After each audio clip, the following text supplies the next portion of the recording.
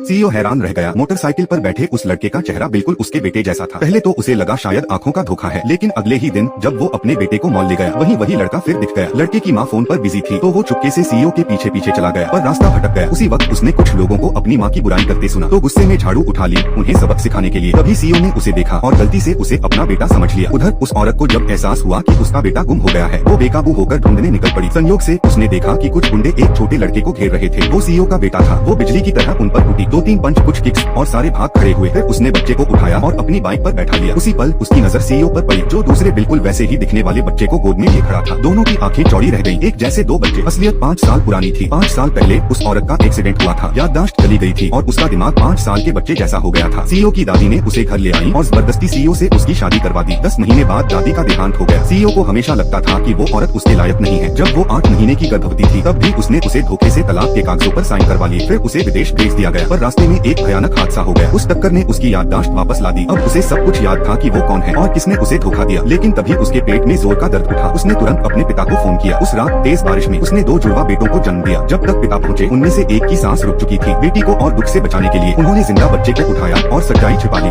थोड़ी देर बाद सीईओ भी वहाँ पहुँच गया। उसने उस ठंडे होते बच्चे को देखा जो अब भी हल्की गर्माहट लिए था। उसने उसे अपनी बाहों में उठाया और ले गया। 5 साल बाद वो औरत अपने बेटे के साथ वापस लौटी और किस्मत ने दोनों को फिर आमने सामने ला खड़ा किया।